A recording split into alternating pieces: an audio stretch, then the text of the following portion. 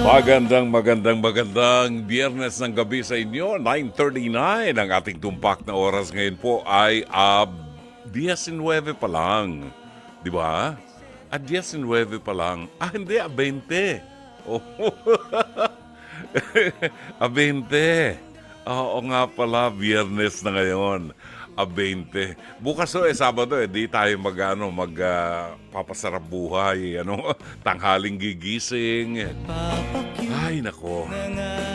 Inaanyahan ho namin kayo at ito po si Brother June Banaag, ang inyong makakasama hanggang mamaya alas 11 ng gabi dito po sa programang Dr. Love, kung saan po ito ay nadidinig sa 92.3 Radio 5 True FM sa buong Mega Manila. Tayo rin po ay kasabay napapanood at napapakinggan sa Facebook page ng 92.3 True FM at Channel 19 sa Signal Cable. Diba? Yung mga may signal service, signal cable, Channel 19, mapapanood niyo kami. Pakishare din po ang ating live stream ng ating episode tonight. At syempre mga kapatid, i-follow, like, and share ang ating social media accounts. Ito po ang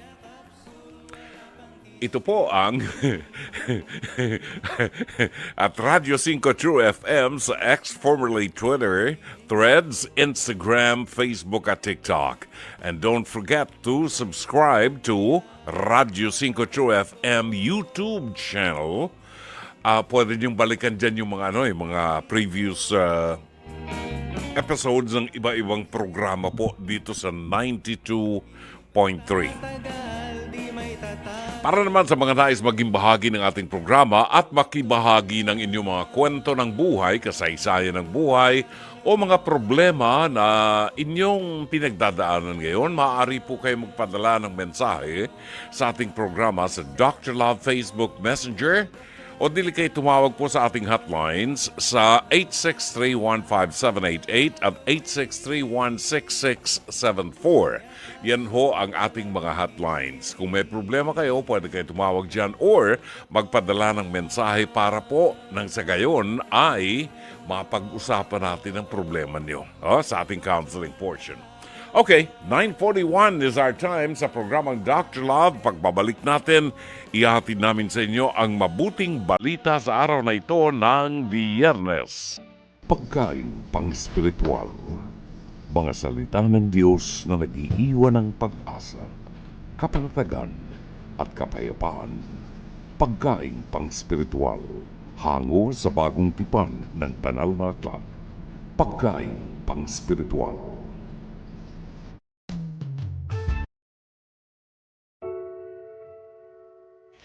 Narito ang ating pagkain pang-spiritual sa araw na ito ng Biyernes, 20 ng buwan ng Setyembre.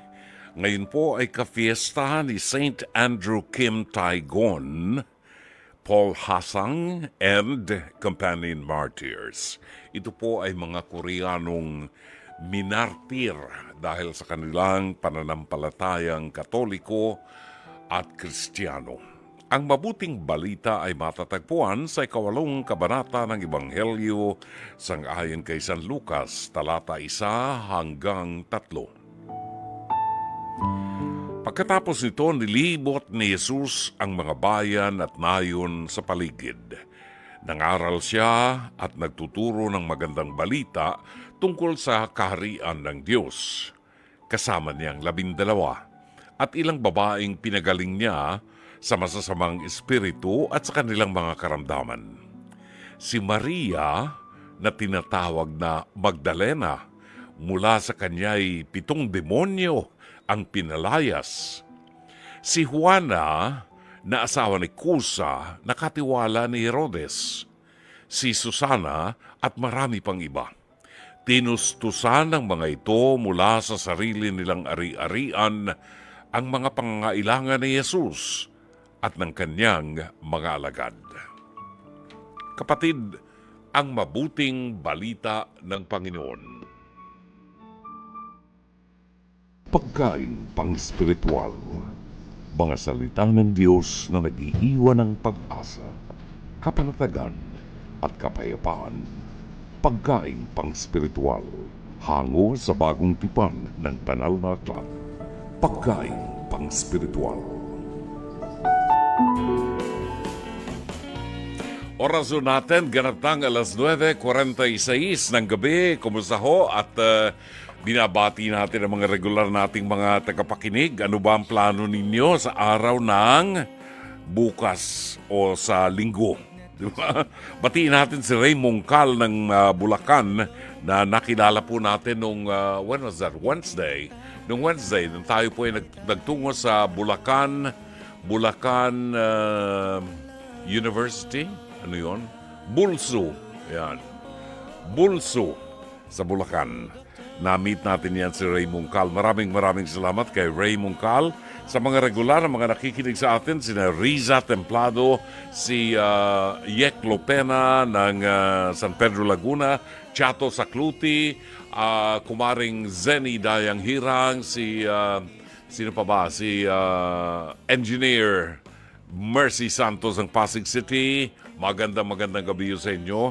Ang ating kaibigan si Alfred Saba na palagi yung nakatutok sa ating programa. Binabati natin ang magandang gabi. And bago natin ibigay yung ating Pest to Pest, hirit ni Dr. Lab, papaalala lang po natin ang mga pilgrims natin. Bukas po meron tayong pre-departure briefing. Bukas, gaganapin po yan alas 10 ng umaga sa Mary Grace Coffee Shop sa 30th Ayala Mall, dyan po sa Meralco Avenue sa Pasig. No? Magkita-kita po tayo, mga pilgrims, na makakasama ho natin sa October 5 sa ating Marian Pilgrimage sa Europa, October 5 to 21. Magkita-kita po tayo bukas para sa ating pre-departure briefing. Be sure to be there. Importante po na malaman ninyo ang inyong mga kakailanganin at paghahandaan. At bukas po, i-distribute ang inyong mga tawag dito mga airline tickets, no? So siguruhin bayad na kayo. Pag walang bayad, walang ticket. Di ba? Bukas po yan, makipag-ugnayan kayo kay Edna Calleja para malaman natin kung ano pa ang mga kakailanganin po ninyo. Miss Edna Calleja, 0925-752-2230. Ulitin ko 0925-752-2230. Ay nako, at kung kayo nagpaplanong humabol sa lamig, kung nagpaplano kayong humabol sa lamig sa Korea sa February, tayo po ay mamamasyal sa Korea at manginginain muli ng samgyup. Sana all. Ayan, pero ito ay sa February pa ho ito, pinaghahandaan ho namin to dahil yung aking buong pamilya, nako ay nagpaplanong mamasyal dahil magba-birthday yung aking misis. Ang buong pamilya ko, mga anak, manugang, pati mga apo, sasama. Kaya masaya po ito. This will be in February. Inaayos pa ho ni Edna ngayon ang ating itinerary. Now, ang atin pong mapapanood ngayon sa ating episode ng Pest to Pest, hirit ni Dr. Love, ay itinampok kaninang umaga sa programang Face to Face na mapapanood po sa TV5 mula Lunes hanggang Biyernes alas 10:15 hanggang alas 11:15 ng umaga. At meron po itong replay sa Signal TV 1PH, Channel 1, kung meron kayong Signal Cable, mula alas 8 ng gabi hanggang alas 9 ng gabi. Narito ang ating episode ngayong gabi. Ang episode natin, walang mabaho sa babaeng naliligo. Aray ko, walang mabaho sa babaeng naliligo. Kahit naman lalaki, pag naliligo palagi yan, walang mabaho. Unless may putok. Ay, nako. Ano ba yung mga title ninyo? Sa Pest to Pest, hirit ni Dr. Love, walang mabaho sa babaeng naliligo. Narito at panoorin ho natin. Totoo bang amoy bagoong ka? Bakit ganun ang issue sa iyo? Di po totoo yun. Ano ba nangyay? Sino ba ang nagkakalat nito at sino Si nagsasabi? Mary Rose po yung nagkakalat na pinagsasabi niya po sa mga tao na mabaho daw po ako kasi nagtitinda po ako ng laman loob ng baboy. kumakapit ba yan sa katawan ng tao? Opo, pero naliligo po ako araw-araw. Saka isa pa, tinututbrushan ko to para sa asawa ko. Ganun ba yun? Tinututbrush mo yung kalachuchi mo. Siyempre, para mabango. Sakit yun. May ngipin ba? May ngipin? Hindi po. Okay. Toothbrush Bakit ko. tayo umabot dyan? Pati ba yan ay chinichismis? Opo. Yang iyong private part? Opo. Bakit kayo umabot sa ganon? Bakit umaabot sa pati yan ay ichinichismis? Ano Ewan ba ko ang po. galit sa iyo nitong si Rosemary po. Rosemary? Hindi ko po alam, ma'am, kasi nga po, nagtitinda lang naman ako ng laman ng loob. Hindi ko naman sila inaano. Hindi ko po alam kung bakit. At yan ba ay pinagkakalat niya sa iba kaya Opo. naapektuhan din ng buhay Opo, mo? nagtitinda po kasi ako, tapos naririnig ko po lahat ng mga tao na bagoong-bagoong daw. Kasi bagay daw po yun sa akin. Kasi daw pumabaho daw po ako. Bakit may pambubuli din kahit hindi lang pala sa bata, no? Hindi lang sa mga kabataan. Nako, ayan ha, napapanood ninyo araw-araw mula Lunes hanggang Biyernes dito sa Face to Face na ito ang problema ng ating society na talagang sa totoong buhay ay nangyayari. Pero ikaw naman ay gumagamit ka ng kulon. Opo, ma'am. Kasi kung minsan May wala pabango namang... pa po ako, ma'am. Oo, dahil sabi nila wala namang usok kung walang apoy. Opo. Pero pwede ring imbentohin dahil baka may ibang galit sa'yo. Baka Diba? po- Baka meron siyang, Baka po naiinggit, ma'am. baka naiinggit, Opo. pwede. Eh, naiinggit ka nga ba? Rosemary, pasok!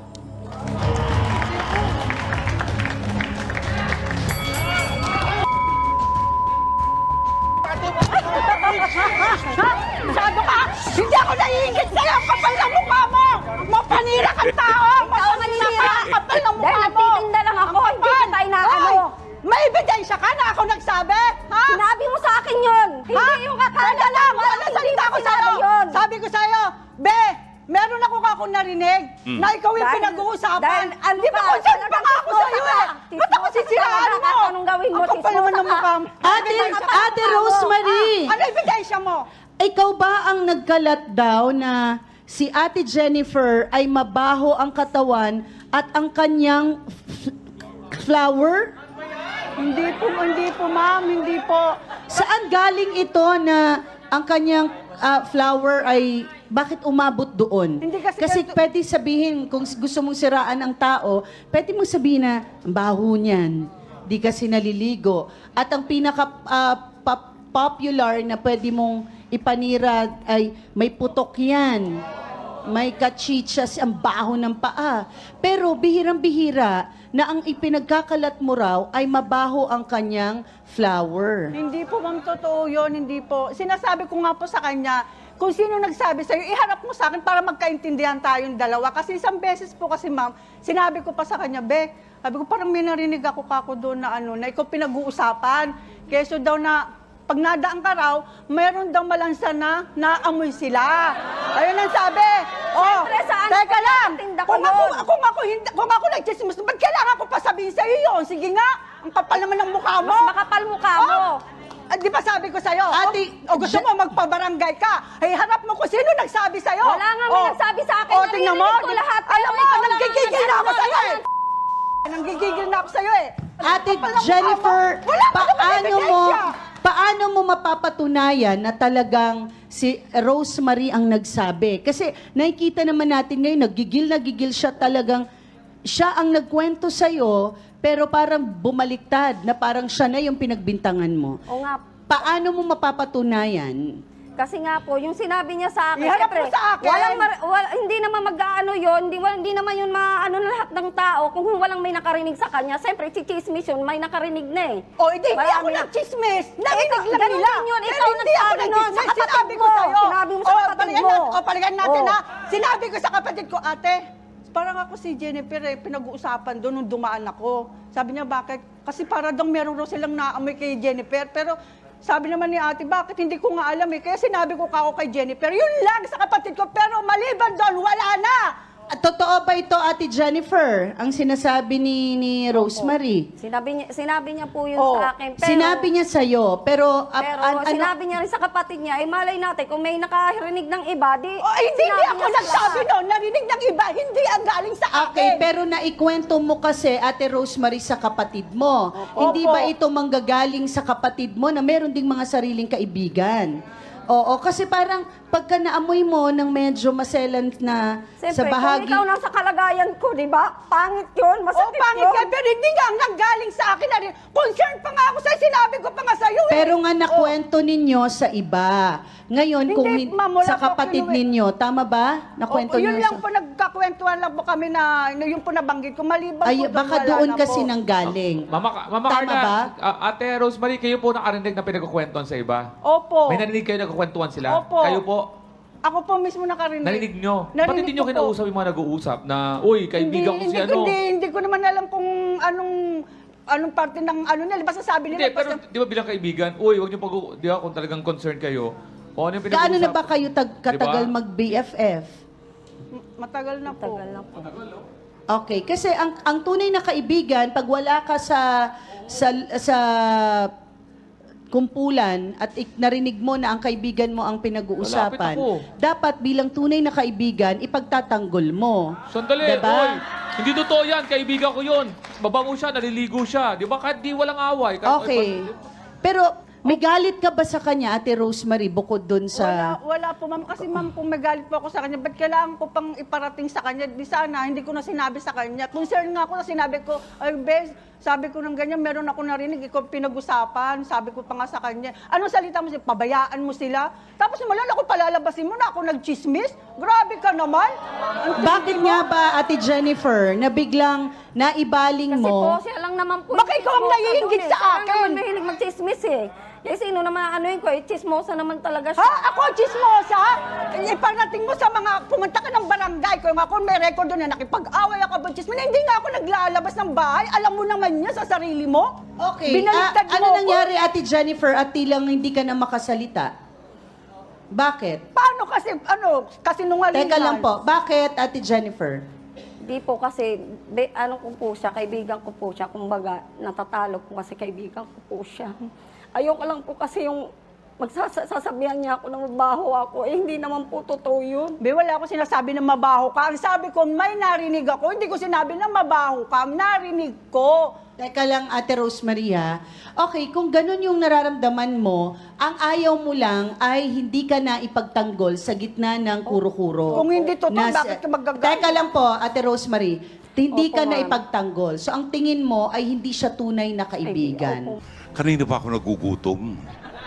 Itong episode na konti lang ang sasabihin ko talaga. Yay! Mga kung ano-anong amoy yung pinag-uusapan nyo eh. Kanina pa ako nagugutom. Hindi ko alam kung anong topic natin. Kari-kari ba ito? Kasi meron laman loob. May nabanggit pa si doktora na pechay. Eto si attorney merong bagoong. Ay, kumpleto na kari-kari. Oo. Gutom na ako eh. May mani din. Ah. May mani. Peanut sa kare-kare. mani, kare-kare. Walang kwenta ang kare-kare pag walang mani. Oh. Alright, wala ako masyadong masasabi rito dahil ang pinag-uusapan dito ay mga pechay. Ang alam ko lang bilang lalaki,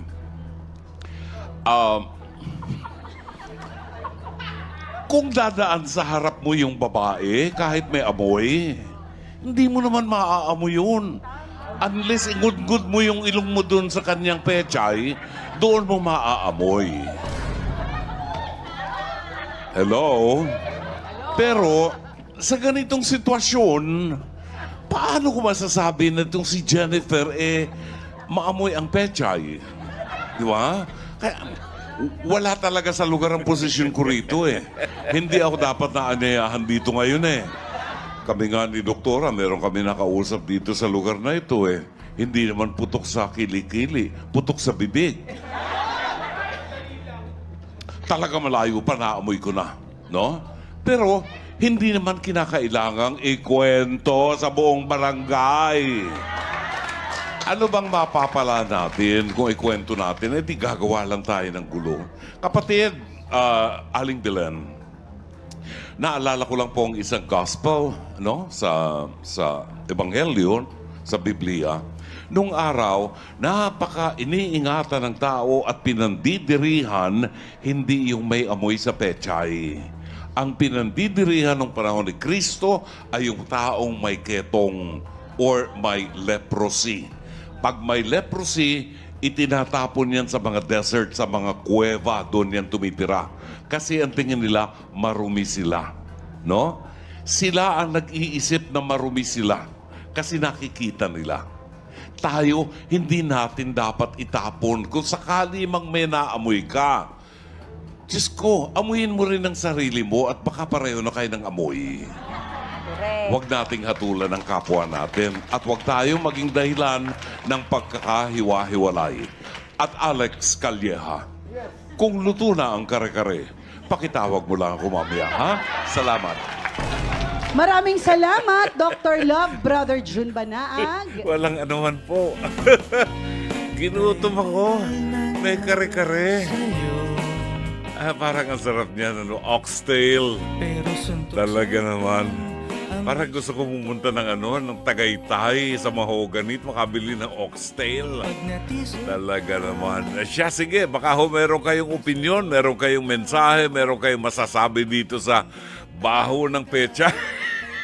Ano ba yan?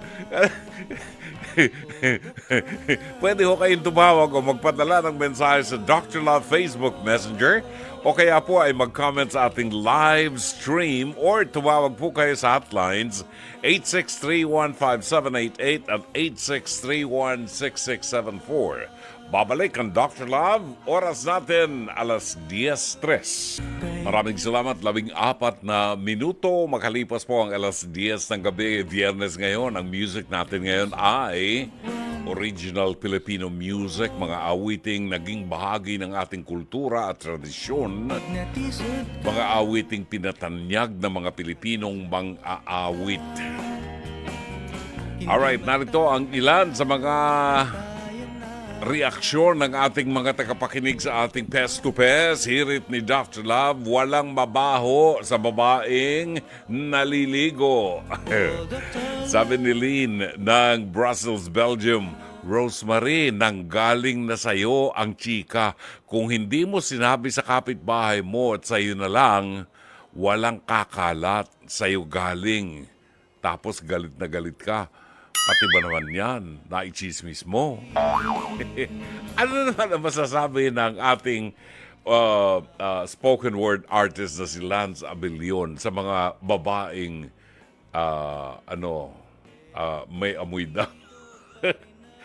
A comment sa face to face, sabi ni Lance, imbes na pagchismisan, dapat ang tunay na kaibigan ay marapat na ipagtanggol ang kaibigan kapag sinisiraan. At kung may maling napupuna sa kaibigan, ay marapat na sabihin ng maayos at masinsinan. May paraan naman po na sabihin ang mga bagay-bagay ng maayos, sabi ni Lance Abellion. Pero gusto ko rin lang bigyan ng pagpapahalaga at biin si Rosemary dahil si Jennifer naman na nababalita na may mabaho daw sa kanya. Hindi naman kasi napatunayan itong si Jennifer na talagang itong si Rosemary ang nagkakalat. Hinala lang niya yon. Sa isang banda, kung pakikinggan mo si Rosemary, sabi niya, ako nga nagsabi sa'yo. Sinabi ko nga sa'yo na nadinig ko, pinag-uusapan ka, concerned ako sa'yo. O pagkatapos ngayon, ako ang pagbibintangan mo, hindi nga mapatunayan nitong si Jennifer na yung akusasyon niya na itong si Rosemary ang nagkakalat. Hinala lang niya yun. Sabi ni Lina Ho ng Plaridel, Bulacan, basta ang isang tao galit, naiinggit, sinisiraan mo ang kapwa mo, babae, parang sinisiraan mo na rin ang sarili mo. Yan. Magkaiba pa naman kayo, pero pareho kayong dragon. Nag-aapoy pareho mga bunganga ninyo. Bunganga talaga, no? Ayun. Sabi naman ni Marvin Zandro Riabad, Brother June, paborito ko dyan sa mahogany ay karning baka at mga balat ng baka doon sa sulok ng mahogany. Kinakaya ba yung balat ng baka? Ginagawa sapatos yun eh. Alam mo, Zandro, pumunta ka sa Pililia Rizal. Oo, yung papuntang Pangil, papuntang Paki, Laguna. Babalik ako doon. Mas mura ang karneng baka nila, pati mga bulalo. Babalik ako doon. At this time, bibili ako ng bulalo. Mga 3 kilong bulalo at saka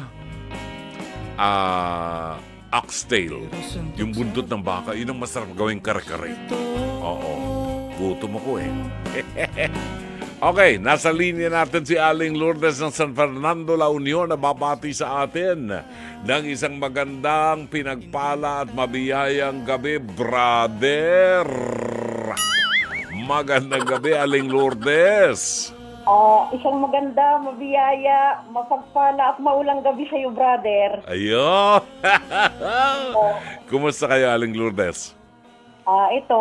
Medyo umaambon-ambon po kasi dito sa amin, brother. Oo, umaambon-ambon dyan. Anong masasabi nyo dito sa ating episode ngayon na... ano? May bagyo na naman po pala tayo. Ha? May bagyo? Tayo po. Signal number 1 po. Signal number 1. Okay. Anong pangalan ng bagyo? Si Igme po. Si Igme, si Mike, si Miguel. Oo. Opo. Darating at darating yan. Ano masasabi mo dito sa episode natin ng kare-kare? Ay, kawawa naman si Jennifer, brother. Oo. Bakit naman kailangan pang ipagsabi kung ano man yung naamoy, sa kanya? Naaamoy ba yun? Di ba yung may katawan na nakakaamoy niyan? Oo nga po, pero dapat kung ano man po yung dapat sinisik. Sabi ni Jennifer, ngayon lang ako nakadinig niyan, Rome. Sa tanda kong ito, ngayon ko lang nadinig na sinisipilyo pala yun. O yung pecha niya, sinisipilyo daw niya para sa asawa niya. Grabe, brother. Dinagasgas. Sinisipilyo, sakit nun. Nagasgas na yung brother, nagasgas. Oo. Ay, anong ginagamit nilang toothpaste dun? Yung nga po, masasabi ko lang po kay Rosemary, na sana naman, Rosemary, kung concerned ka talaga sa kaibigan mo, sana, ibinulong mo na lang, hindi mo na yung ipinagkalat. Hindi naman napatunayan na ipinagkalat niya. Akala lang yun, hinala lang yun nitong si Jennifer. Sinabi nga niya kay Jennifer O Jennifer, nadinig ko doon. Pinag-uusapan ka. Mabaho ka daw. Sinabi niya.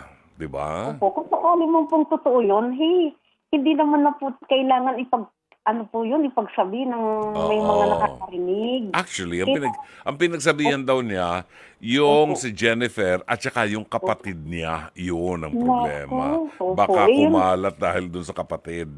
Opo. Yun na nga lang po ang masasabi ko. So anong aral, Aling Lourdes? Dapat po kung sakaling meron pong ganun na na may maamoy ka sa isang lalo pat kaibigan mo kahit kapatid. Pag mayroon kang naaamoy sa isang tao, amuyin mong mabuti. Hindi po, saka ibulong mo lang. Ibubulong. Pagsabihan mo na, ayusin mo yung sarili mo kasi ganito, ganyan po dapat. Hindi po yung ipagkakalat. Pag may kaibigan kang may putok sa bibig, mabaho ang hininga, anong gagawin mo? Ang dapat po niyang gawin mag-ano po siya ng Listerine. Nag-commercial ka pa. Ano nga gagawin mo? Anong sasabihin mo ba sa kanya? Baho ng hininga mo. Magtutbrush kang mabuti, tapos magmumug ka ng yung Asin. pangmumug. Oo. Magmumug. At magsipilyo. Matatanggal naman po yun Saka magsipilyo ka, no? Yes po, opo. Ngayon ko lang nalaman, sinisipilyo pala. Talaga ba sinisipilyo yun, Aling Lourdes? Ay, hindi po kasi magagasgas yun. Ang hapdi nun. Eh, Magagas. bakit po sinabi yun. ni, ba't sinabi ni Jennifer, sinisipili niya yung kanya? Ay, Ano kaya, baka ano kaya brush ang ginagamit doon, yung brush na pang panlaban ng ng pantalong maong. Anyway, sige, Aling Lourdes, salamat. May papatingin ka ba? papatingin ko po si Tris Marias, Brother, Maribudiola, oo. Roy Bulisay, Mayra Bulisay Lee, Elizabeth Villa Gonzalo, at ang aking mayonin only, Alfred Saban po. Magkikita kami bukas ni Alfred Saban. Yes po. Anong, gusto mong halikan ko siya para sa'yo? Gusto ko po na sana po ay nasa maayos po siyang kalusugan at malakas ang katawan. Opo. Oo. Okay, sige. Maraming salamat. Sabihin ko sa kanya yan, ha? Happy weekend. Happy weekend to you too. Salamat si Aling Lourdes po ng San Fernando, La Union, alas 10:23 ng gabi. Magandang gabi kay Maria Erica Yek Lopena ng San Pedro, Laguna. Sherry Picho ng Seattle, Washington. Ang ating kaibigan buhat sa Kuwait, si Alan Hungko. Buhat naman sa Antipolo City, si Francis Anthony Gador. Sa Lunes po ay pagunita kay Padre Pio. Oo, ang kafiestahan ni Padre Pio, September 23, that will fall on a Monday at merong transport strike sa Monday. Edwin Romero, good evening, Brother June. A blessed Friday evening, watching you live here in the City of Angels, Los Angeles, California. Pabati po sa aking pinsan na si Marisa Garcia ng Paris, France, who is also a doctor lover. Ayan, abangan nyo kami dyan sa Paris, France. Darating po kami dyan, Aling Marisa, at kami ho'y mamamasyal dyan sa Seine River at saka sa Rue du Bac. Pupuntahan namin ang Our Lady of the Miraculous Medal at saka sa Church of St. Vincent de Paul, yung founder ng Daughters of Charity. Pupuntahan ho natin yan. Marvin Zandro Riabad ng North Caloocan, Lina ho ng Plaridel, Bulacan, Evelyn Fortunado, Marilyn Manggubat Clarito, Susan Reyes Montinola ng San Pedro, Laguna, Carmelita Lina Neira ng Hong Kong, Aida Melodias, Manuela Lemana, Julieta Sugitan, Lilian Panaligan Buen ng Parañaque City, Engineer Mercy Santos ng Pasig City, Herbert Gaor, Maria Andrea Gumana. Buwabati ho ng magandang gabi buhat sa Singapore, si Maria Andrea Gumana, Belen Vertudazo, watching from Parañaque, June Galano Ponce, at Chato Saavedra Chacluti. Ang nadinig niyong awitin ay pinamagatang Walang Kapalit by Arthur Miguel. Oras natin alas 10:36 ng gabi. Batiin ko lamang si Dr. Ino Wonchay ng Nasugbu, Batangas. Alay sa Batangas yan pero taga rito na yan sa Maynila. Dr. Ino, magandang gabi and happy listening to you and happy weekend, ha? Enjoy your weekend. Tagal na tayo hindi nagkikita. Si Dr. Ino Wonchay. Batiin ko rin ang aking kapatid, si Dr. Elmer Punzalan. Undersecretary Elmer Punzalan, Dr. Elmer Punzalan ng Department of Health. Kaibigan, miss na kita. Pa-interview ka naman sa akin. Okay. Narito ang isang liham kasaysayan na ating itatampok ngayong gabi. At kung sakaling kayo man po ay merong kasaysayan katulad ng sa kanya, kasaysayan ng buhay, kasaysayan ng inyong tagumpay o mga suliranin na inyong kinakaharap ngayon. At umaasang sa maliit na palatuntunang ito ay makatutulong po kami through counseling. Maaari kayo magpadala ng inyong mensahe o liham kasaysayan sa Dr. Love Facebook Messenger or mag-comment po kayo sa ating live stream o pwede kayong tumawag sa 863-15788 at 863-16674 para sa ating live counseling. Muli ang ating paalaala sa mga pilgrims na makakasama po natin sa October 5 patungong Europe sa ating Marian pilgrimage. Meron po tayong pre-departure briefing bukas, araw ng Sabado. At ito po ay gaganapin alas 10 ng umaga. No? Alas 10 ng umaga sa Mary Grace Cafe. Diyan po sa 30th Ayala Mall sa Meralco Avenue sa Pasig City. Alas 10 ng umaga magkita-kita po tayo. Ang ating pre-departure briefing. Makipag-ugnayan kayo kay Edna Calleja sa 0925-752-2230. Importante po na dumalo kayo sa ating briefing para makuha niyo ang inyong airline ticket. Para sigurado na kayo. Narito ang ating liham kasaysayan, tampok ngayong gabi, araw ng Biyernes. Dear Dr. Love, good evening po sa inyo. I hope you're doing fine. Sumulat po ko sa inyo para malaman kung normal lamang po ba ang nararamdaman ko. Call me Sienna. I'm 28 years old from Santo Tomas, Pangasinan. Ako po ay may boyfriend na kabarangay ko rin. Dati siyang active member ng Sangguniang Kabataan at dati namang kapitan ang tatay niya. We have a very good relationship at 4 years and counting po kami. Madalas kaming lumabas kasama ng family niya at ganoon din po siya sa family ko. In fact, kasalamang po ang kulang sa amin dahil boto po ang parehong kampo sa amin. Now here comes the problem. Dr. Love, there are times that I still get attracted with other guys. May times ding ini-imagine kong magkarelasyon kami. Hindi naman ako umaabot sa puntong kinikilala ko sila o lumalabas ako with them. Hanggang feelings lang naman at imagination. Minsan, nagigilty ako for feeling this way kasi parang I'm cheating on my boyfriend. Super bait pa naman niya at mahal na mahal ako at ganun din naman ako sa kanya. Dr. Love, is it normal to still get attracted to other guys kahit na in a relationship na ako? Is this not considered as micro-cheating? Salamat po in advance sa advice na ibibigay niyo sa akin. God bless, Dr. Love. Hoping for the best, Sienna ng Santo Tomas, Pangasinan.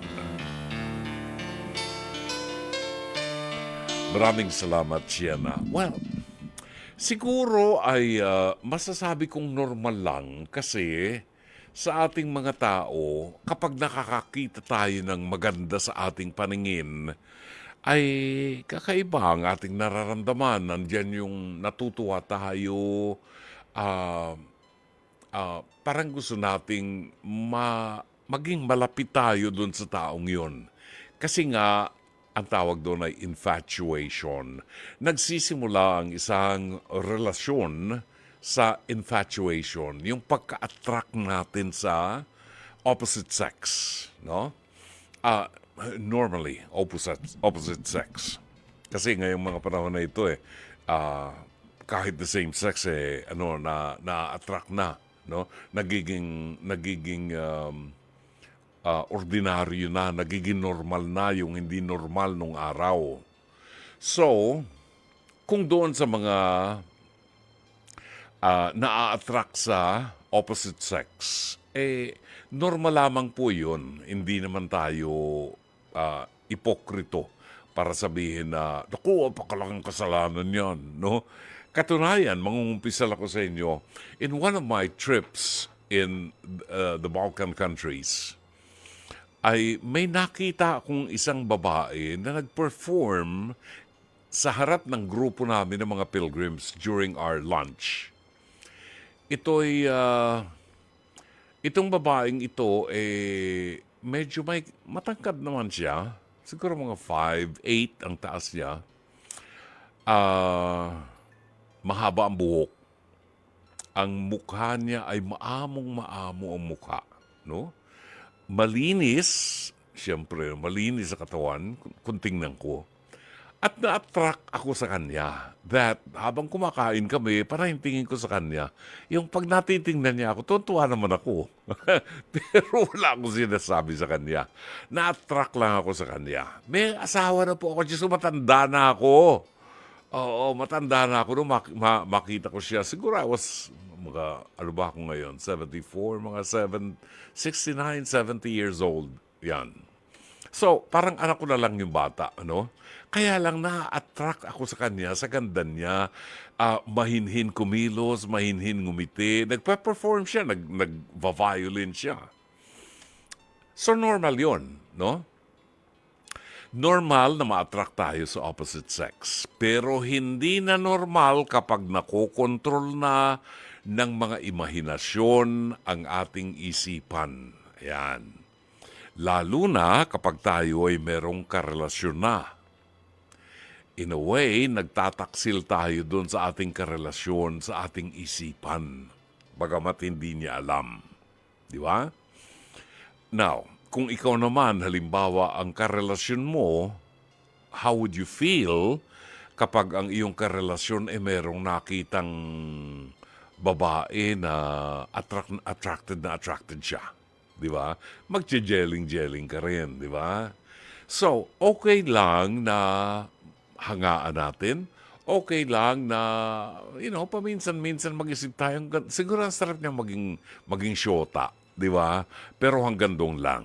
Huwag nating payagan na kontrolin ng mga masasamang pangarap o imahinasyon ang ating isipan na maaaring magbuyo sa atin para gumawa ng bagay na hindi ikatutuwa ng ating karelasyon. So, kung halimbawa nakakita ka ng isang pogi o isang magandang lalaki, di ba? Ay okay lang yun, nahangaan mo. Pag tayo nakakakita ng isang, sino bang artistang babae ang isa sa mga hinahangaan ko? Wala na yata akong nung araw si Loretta Marquez. Yan, kasi mahinhin kumilos. Yun ang mga type kong babae, no? Yung mga mahinhin kumilos, ganyan. Well, anyway, the point is, ang paghanga ay hindi po kasalanan. Pero kapag ikaw ay nagsisimula ng mag-isip ng mga bagay na maglalagay ng dumi sa iyong isipan at sa inyong relasyon, dyan po, hindi na maganda yan. Magkakasala tayo doon sa ating karelasyon. So hanggang maaga, Sienna, hanggang maaga, turuan mo ang iyong sarili na kung humaga man ay humahanga lamang. Pero pagkatapos noon ay alisin mo na sa isip mo at pagtuunan mo ng pansin ang inyong relasyon at ang iyong karelasyon. Sana'y natulungan ka ng palatuntunan ito. As always, Dr. Love. Awiting ito ni Cool Ledesma habang tayo nagtotoning. Kung naglagay kayo ng tubig sa baso, pwede niyo pong kunin ang tubig sa baso at idilig niyo po sa halaman. Huwag niyong iinumin. Bueno, sana po ay naging makulay at makabuluhan ang isang oras at kalahati ng ating pagsasama. Magkita-kita tayo muli sa araw ng Lunes, alas 9:30 hanggang alas 11. Dito po sa 92.3 Radio 5 True FM. Sa ngalan po ng ating buong production staff, sa pamuno ng ating General Manager ng Nation Broadcasting Corporation, Mr. Raul de la Cruz, ang ating head ng programming and production, Alvin Maanyo, ang ating operations manager, Cherry Baile, Ang ating producer, si Jake Bacud, at ngayon ay pansamantalang pinalitan ni Mike Santillan. Ang ating technical director, si Direk Sheikh Mamaril. Rome Ortigas, ang ating studio technician. ORAD operator, Mike Santillan. And PA and AVID operator, Jairian Manipon. Ito po si Brother June Banag, OP. Pansamantalang magpapaalam hanggang sa Lunes ng gabi. Magandang gabi. Maraming salamat. Shabbat Shalom.